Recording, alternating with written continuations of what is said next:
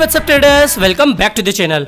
तो गाइस आज के इस वीडियो में हम बात करने वाले हैं फिर से डॉज कॉइन के बारे में। डॉज कॉइन के बारे में मैं लिटरली वीडियोस नहीं बनाना चाहता हूं, हर 2-4 दिन में वीडियोस आते ही रहते हैं बिकॉज आप में से कई लोग इतने कमेंट करते हैं कि भैया डॉज कॉइन के बारे में बताइए, डॉज कॉइन के बारे में बताइए। तो आज के इस वीडियो में हम अगेन डॉज कॉइन के बारे में बात करने वाले हैं बिकॉज कई लोगों की बहुत ज़्यादा रिक्वेस्ट आ रही थी। इससे पहले मैं आपको एक और चीज़ कहना चाहूँगा, जैसे मैंने अपने ऑफिशियल टेलीग्राम चैनल पर आपको अपडेट दी थी, ठीक है, लगभग अगर मैं आपको टाइम के हिसाब से बताऊं तो लगभग 3:47 पर मैंने आपको एक अपडेट दी थी कि पंप आया है तो थोड़ा बहुत करेक्शन आ जाए तो डोंट वरी, ठीक है। यहाँ पर मैंने आपको एक अपडेट दी थी और अभी आप देख सकते हो लगभग 4:46 के तकरीबन भी मैंने आपको एक अपडेट दी थी कि इसलिए मैंने कहा था कि बिकॉज एक एम शेप का पैटर्न हमें बनता हुआ दिख रहा है, ठीक है, जो कि बियरिश पैटर्न होता है। M shape, W shape, double top pattern, इनके बारे में हमने कई बार डिस्कशन करा हुआ है।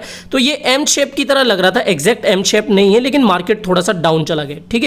इसके अलावा आपको याद हो रीफ के बारे में हमने अपने लास्ट वीडियो में जो डिस्कस करा था, मॉर्निंग अपडेट में या लगभग आफ्टरनून अपडेट में, जो लास्ट वीडियो था हमारा, मतलब उसमें हमने डिस्कस करा था कि भैया रीफ जो है सबसे पहले इस टारगेट पर जाएगा, ठीक है। वहां पर गया, लगभग 0.029 का हमारा टारगेट था। मैंने आपको कहा था कि इस टारगेट को ये अचीव करेगा, वहां से इसको रिजेक्शन मिलने के चांसेस है और ये अपने सपोर्ट की तरफ जाएगा। तो हमारे पास फिबोनाची का 0.618 का गोल्डन रेशियो है। यहां पर प्राइस जब भी आके रुकती है तो ये एक इंपॉर्टेंट सपोर्ट की तरह काम करता है, 0.618 फिबोनाची का लेवल, ठीक है। ये सब बातें हम टीए में डिस्कस करेंगे कभी, ठीक है। तो वहां पर प्राइस ने अपना एक इंपॉर्टेंट सपोर्ट बनाया और वहां से बाउंस बैक की तैयारियां चल रही है, ठीक है। पर अगर बीटीसी की हालत थोड़ी सी और डगमगा जाती है, अगर हमारे पास जो एक इंपॉर्टेंट अभी लेवल है जो कि ये 50,500 का, अगर उसके पास प्राइस आ जाती है तब क्या करेंगे भैया ये, ठीक है। प्राइस को डाउन होना ही होता है बिकॉज बीटीसी खुद डाउन चला जाता है। तो ये तो टीए इसके अकॉर्डिंग करा करो आप, ठीक है, बीटीसी के अकॉर्डिंग। अब हम फाइनली बात कर लेते हैं डॉज कॉइन के बारे में। और डॉज कॉइन के बारे में ज्यादा डिस्कस करने से पहले एक चीज मैं आपसे फिर से रिपीट करना चाहूंगा कि अभी तक आपने मेरा ऑफिशियल टेलीग्राम चैनल ज्वाइन नहीं किया है तो भाई क्या कर रहे हो। लिंक मैंने अपने यूट्यूब चैनल के डिस्क्रिप्शन बॉक्स में डाल दिए, 2 लिंक आपको वहां पर मिलेंगे। कोई सा भी काम कर रहा हो उसके थ्रू आपको इस चैनल को जरूर से ज्वाइन कर लेना है, ठीक है। मार्केट पंप होने से पहले डंप होने तक, ठीक है, सब कुछ यहां पर अपडेट में पूरी ट्राई करता हूं देने की, और जब श्योर होता हूं तभी आपको यहां पर अपडेट देता हूं, ठीक है। तो यहां पर आपको टाइम टू टाइम अपडेट मिल जाया करेगी, कॉल्स वगैरह भी देने की पूरी ट्राई करूंगा जिस भी कॉइन में मुझे लगता है कि अभी ये पंप होने वाला है। तो प्लीज आपसे रिक्वेस्ट है कि थोड़ा टेलीग्राम चैनल पे जाके उसको भी सपोर्ट करो।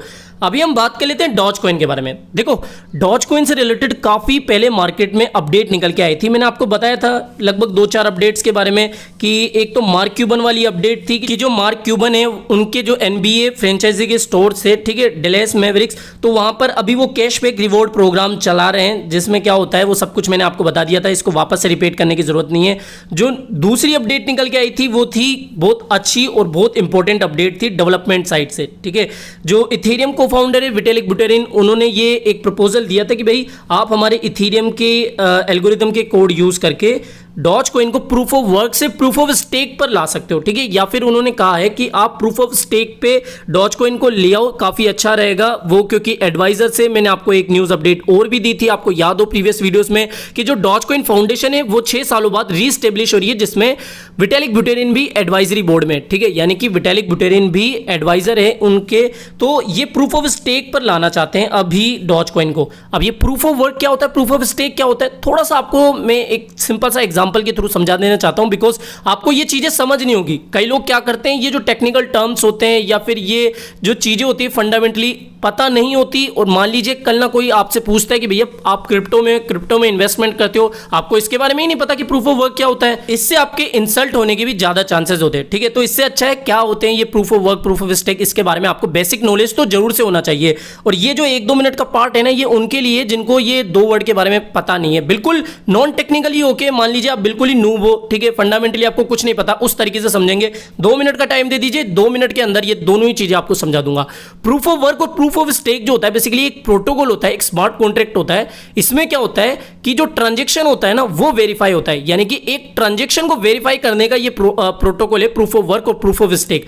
प्रूफ ऑफ वर्क में क्या होता है बेसिकली, जब कोई ट्रांजैक्शन होती है ना तो जो माइनर्स होते हैं वो ट्रांजैक्शन को वेरीफाई करते हैं कि भैया ये जो ट्रांजैक्शन हुई है वो सही है, कोई घपला नहीं है, कोई स्कैम नहीं है, कोई स्पैम नहीं है, ठीक है, ये एकदम सही ट्रांजैक्शन है। तो उस ट्रांजैक्शन को वेरीफाई कौन करता है, माइनर्स। अब एक समय पर बहुत सारे माइनर्स बैठे होते हैं अपने अपने सिस्टम को लेके, ठीक है, माइनिंग रिग्स वगैरह लगा लगा के, और जो सबसे पहले उस ट्रांजेक्शन को वेरीफाई करता है, रिवॉर्ड में उसको कुछ कॉइन्स मिलते हैं, ठीक है। मान लीजिए अगर वो बिटकॉइन की माइनिंग कर रहा है, बिटकॉइन की ट्रांजेक्शन को वेरीफाई कर रहा है, तो कुछ मात्रा में उसको रिवॉर्ड्स में बिटकॉइन मिल जाएंगे, ठीक है। अब कुछ लोगों का क्वेश्चन ये भी होगा कि भैया ये जो माइनर्स होते हैं वो ट्रांजेक्शन को वेरीफाई कैसे करते हैं, ये मतलब इसके लिए कुछ डिग्री विग्री चाहिए या कुछ वेरिफिकेशन का ऑफिस होता है, मतलब मजाक कर रहा हूं। इसमें बेसिकली क्या होता है, माइनर्स जो होते हैं उनके पास सेटअप्स होते हैं, माइनिंग रिग्स वगैरह होती है। आपने सुना होगा कि मेरे अंकल ने माइनिंग सेटअप लगाया है, बड़े बड़े कंप्यूटर है उनके पास, ठीक है, महंगी महंगी ग्राफिक कार्ड उनमें लगाई हुई है। तो ये क्या करते हैं माइनर्स, हाई कंप्यूटिंग पावर का यूज करके एक मैथमेटिकल प्रॉब्लम होती है, ठीक है, एल्गोरिदम में, उसको ये सोल्व करते हैं। तो सोल्व करने के बाद क्या होता है कि मतलब पूरा इतना हम टेक्निकल नहीं जाएंगे, बस आप इतना सा समझ लो कि वो ट्रांजेक्शन को वेरीफाई करने के लिए एक मैथमेटिकल प्रॉब्लम को सोल्व करते हैं कंप्यूटर्स के थ्रू, ठीक है। इसमें अपनी हार्ड डिस्क वगैरह सब कुछ आती है, ग्राफिक कार्ड वगैरह, ठीक है। तो ये क्या होता है, बहुत लेंदी प्रोसेस होता है और बहुत खर्चीला होता है। इसमें आपको पता ही है बिजली की कॉस्ट कितनी आती है, माइनर्स को बैठे रहना पड़ता है, तो काफी मतलब मुश्किल सा प्रोसेस है ये प्रूफ ऑफ वर्क, और काफी पुराना है, ठीक है। इससे एडवांस आ गया proof of stake. Proof of stake में बेसिकली क्या होता है कि अगर आपके पास बड़े बड़े सेटअप्स नहीं है, ठीक है, मान लो मेरे पास बड़े बड़े सेटअप्स नहीं है, माइनिंग रिग्स वगैरह नहीं है, तो भी मैं प्रूफ ऑफ स्टेक में पार्टिसिपेट कर सकता हूं। इसमें बेसिकली क्या होता है, नोड ऑफ नेटवर्क्स पर आपको स्टेकिंग करनी होती है, मतलब कि अपने जो कॉइन्स है उनको स्टेक करना होता है। नोड ऑफ नेटवर्क्स क्या होते हैं, इनको कभी किसी और वीडियो में मैं आपको अच्छे से समझा दूंगा। इसमें बेसिकली क्या होता है, इसमें माइनर्स नहीं होते, इनमें वैलिडेटर्स होते हैं। अब ये वैलिडेटर्स क्या होते हैं, ये क्या करते हैं, ट्रांजेक्शन को वैलिडेट करते हैं, ठीक है। बदले में वैलिडेटर्स को क्या मिलेगा, ट्रांजैक्शन को कंप्लीट करने के लिए या फिर ट्रांजैक्शन को वैलिडेट करने के लिए उनको ट्रांजैक्शन फीस मिलती है। वैलिडेटर जो होते हैं ना वो ब्लॉक्स को वैलिडेट करते हैं, बदले में उनको ट्रांजैक्शन फीस मिलती है। और इसमें बेसिकली क्या होता है, जिनके पास सबसे ज्यादा कॉइन्स होते हैं, मान लो मेरे पास आज 50 लाख डॉज कॉइन है, 10 लाख डॉज कॉइन है, 20 लाख डॉज कॉइन है, मतलब जिनके पास जितने ज्यादा डॉज कॉइन होंगे उनको वैलिडेटर में चुना जाता है, ठीक है। एज अ वैलिडेटर वो चुन लिए जाते हैं, और फिर इसमें क्या होता है, बेसिकली रिच बिकम रिचर हो जाता है, ठीक है। तो जिनके पास ज्यादा जो कॉइन्स होते हैं वो वैलिडेटर बन जाते हैं, उनको वैलिडेट करना पड़ता है ट्रांजैक्शंस को, बदले में उनको ट्रांजैक्शन फीस मिल जाती है, या फिर रिवॉर्ड्स में उनको वो कॉइन्स मिल जाते हैं, ठीक है। इस तरीके से समझ में आ गया। या फिर ऐसे भी समझ लो, मेरे पास अगर डॉज कॉइन है या फिर आपके पास बिटकॉइन है, कोई भी कॉइन है, तो अगर आप उनको स्टेक करते हो, होल्ड करते हो, ठीक है, तो बदले में आपको कुछ और रिवॉर्ड्स में कॉइन्स मिल जाएंगे। तो ये होता है बेसिकली प्रूफ ऑफ स्टेक। कुल मिला के बात ये है आपके मतलब की कि इसमें फायदा ही होता है, ठीक है। प्रूफ ऑफ वर्क से काफी ज्यादा ये अच्छा है। समझ में आ गया? तो आई होप अब आपको ये समझ में आ गया होगा दोनों क्या होते हैं। होल्ड करके आपको रिवॉर्ड्स में कॉइन्स मिलेंगे, तो यही एल्गोरिदम का यूज करके, प्रूफ ऑफ स्टेक एल्गोरिदम का यूज करके वो डॉज कॉइन को प्रूफ ऑफ स्टेक पे लाना चाहते हैं। तो समझ गए? तो ये फंडामेंटली काफी स्ट्रॉन्ग चीज है कि भैया प्रूफ ऑफ स्टेक पे आ रहा है, यानी कि अब जो डॉज कॉइन होल्डर्स होंगे वो उनको ज्यादा होल्ड करेंगे, ठीक है, डॉज कॉइन को। डॉज कॉइन की चार्ट की तरफ अपन नजरें मारे तो अभी आप देख सकते हो जिस जोन के बारे में हम डिस्कस कर रहे थे अपने पिछले वीडियोस में, वहां पर अभी ये आ चुका है हमारा। ये एक सप्लाई जोन था, मतलब कि डिमांड जोन था, सॉरी सप्लाई जोन था मतलब सेलिंग जोन था, ठीक है। यहां पर आके आपको थोड़ा बहुत निकालना था, हमारा जो टारगेट था वो भी अचीव हो चुका था। और यहां पर आप देख सकते हो कि बिटकॉइन की प्राइस में थोड़ा सा हमें डंप देखने को मिला है, मतलब कि थोड़ा सा करेक्शन देखने को मिला है। तो डॉज कॉइन ऑब्वियसली है, इसमें भी थोड़ा बहुत करेक्शन आएगा, तो बस वही चीजें चल रही है। और एक चीज मैं आपको और बताना चाहूंगा कि यहां पर इसका अभी का जो मेन टारगेट बन रहा है वो है 0.33 का, या 35 के अराउंड, ठीक है। आईएनआर के पेयर में बात करूं तो 25-26 के रुपए के आसपास है। और एक चीज और, एक रिपोर्ट में आपके साथ और शेयर करना चाहूंगा कि जो बड़े बड़े एनालिस्ट है वो अपनी अपनी एनालिसिस अभी बता रहे हैं कि डॉज कॉइन की जो प्राइस है वो 0.35 के पास आ सकती है। कुछ का मानना है कि $1 तक ये हिट कर सकती है। अभी मैं कुछ एग्जांपल्स आपको बता देता हूं, नामी गिनामी अभी यहाँ पर एनालिस्ट आपके सामने है, the Wolf of Wall Street वाले स्कॉट भाई साहब, ठीक है, इनके बारे में कई लोग ऑलरेडी जानते हैं, एलॉन मस्क इनके रिप्लाई वगैरह देते रहते हैं। Doge looks ready to levitate back to 0.35, ठीक है। तो इनकी ये एनालिसिस है कि डॉज कॉइन जो है जल्द ही 0.35 को हिट कर सकता है, ठीक है। उनका चार्ट अभी यहां पर आप देख सकते हो, ठीक है, फॉलिंग वेज चैनल में चल रहा है, यहां पर ब्रेकआउट हुआ और ऊपर की तरफ ये 0.35 पर हिट कर सकता है।